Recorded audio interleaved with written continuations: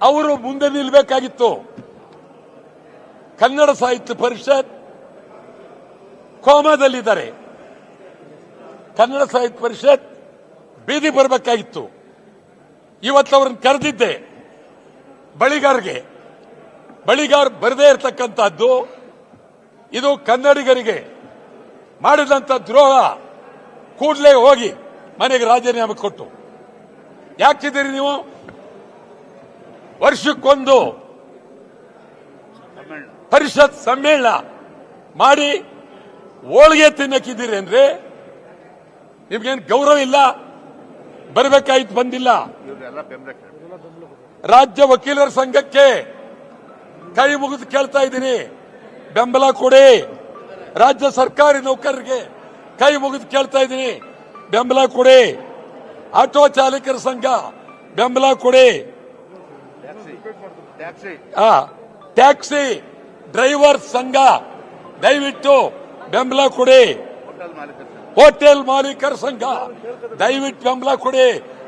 ಬೆಂಬಲ ಕೊಡಿ. Petrol bunk ದಯವಿಟ್ಟು ಬೆಂಬಲ ಕೊಡಿ. ಕೆಎಸ್ಆರ್ಟಿಸಿ ಓಡಾಡಕ್ ಬಿಡೋದಿಲ್ಲ. ಜೈಲ್ಗೆ ಹೋದ್ರೂ ಚಿಂತೆ ಇಲ್ಲ, ಬಸ್ ಬಿಡೋದಿಲ್ಲ. ನಿಲ್ಲೇಬೇಕು.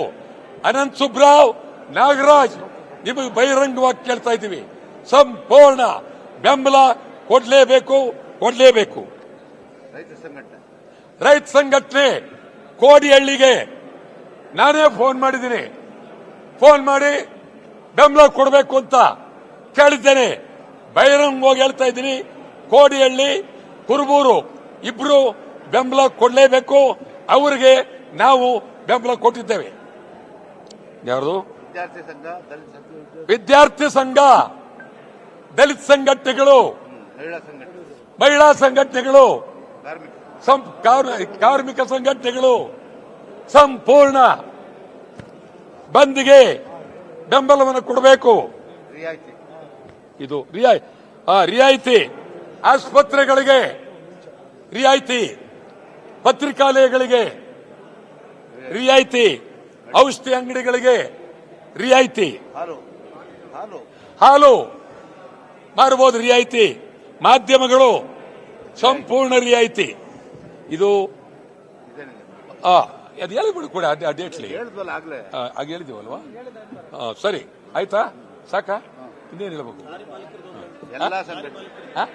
ಲಾರಿ ಮಾಲೀಕರ ಸಂಘ ಷಣ್ಮುಖಪ್ಪನವರನ್ನು ಕೇಳಿದೀವಿ, ಅವರು ಬೆಂಬಲವನ್ನ ಕೊಡಬೇಕು. ಇದು ಯಡಿಯೂರಪ್ಪನವರೇ ಯಾವ ಕಾರಣಕ್ಕೂ ಬಂದ್ ನಿಲ್ಲೋದಿಲ್ಲ. ಬಂದ್ ಆದ್ಮೇಲೆ ನಾವು ಸುಮ್ಮನೆ ಇರೋದಿಲ್ಲ.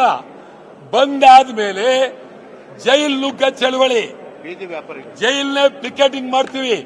ಬೀದಿ ವ್ಯಾಪಾರಿಗಳು ಬೆಂಬಲ ಕೊಡ್ತಾ ಇದ್ದಾರೆ. ಯಡಿಯೂರಪ್ಪನವರೇ ಎಚ್ಚರ, ಯಾವ ಕಾರಣಕ್ಕೂ ಬಂದ್ ನಿಲ್ಲಿಸೋದಿಲ್ಲ. ಬಂದಾದ್ಮೇಲೆ ಜೈಲ್ ಚಳವಳಿ. ನಿಮ್ಮ ಇದನ್ನೆಲ್ಲ ಅಷ್ಟೇ ಉಪಯೋಗಿಸಿ ಏನಾದರೂ ಬಂದಿಗೆ ತೊಂದರೆ ಕೊಟ್ಟರೆ ಮುಂದೆ ನೀವೇನು ಬೇಕಾಗುತ್ತೆ? ಒಂದು ನಿಮಿಷ. ಒಂದೊಂದು ದಿನ ಒಂದೊಂದು ಗಡಿ.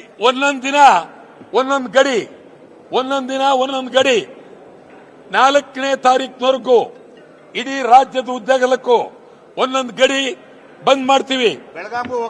ಬೆಳಗಾವಿಗೆ ಹೋಗ್ತೀವಿ, ಹುಬ್ಬಳ್ಳಿಗೆ ಹೋಗ್ತೀವಿ, ಧಾರವಾಡಕ್ಕೆ ಹೋಗ್ತೀವಿ, ಮತ್ತು ಹಾಸನ, ದಾವಣಗೆರೆ, ಕೋಲಾರ, ಚಾಮರಾಜನಗರ, ಮೈಸೂರು, ಬೀದರ್, ಗುಲ್ಬರ್ಗ, ಮಂಡ್ಯ ಎಲ್ಲ ಕಡೆ ಹೋಗ್ತೀವಿ, ಕೊಡಗು ಹೋಗ್ತೀವಿ.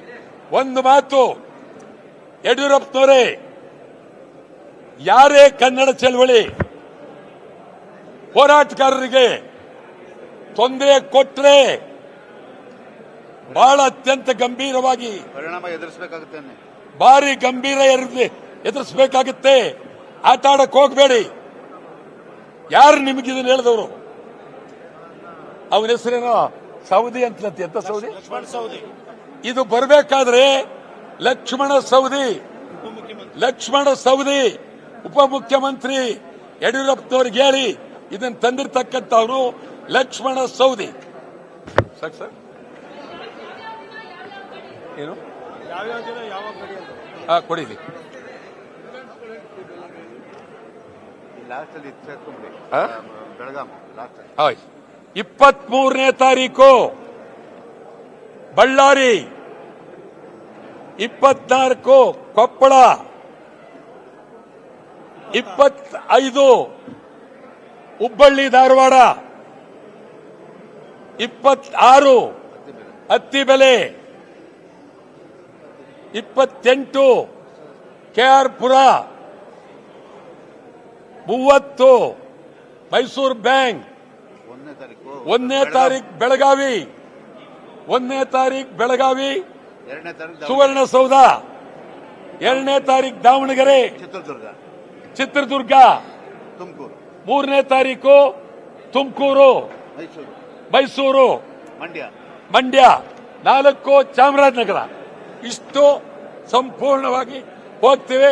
ಎಲ್ಲ ಕಡೆ ತೀವ್ರವಾದಂತ ಹೋರಾಟಕ್ಕೆ ಕರೆ ಕೊಡ್ತೀವಿ.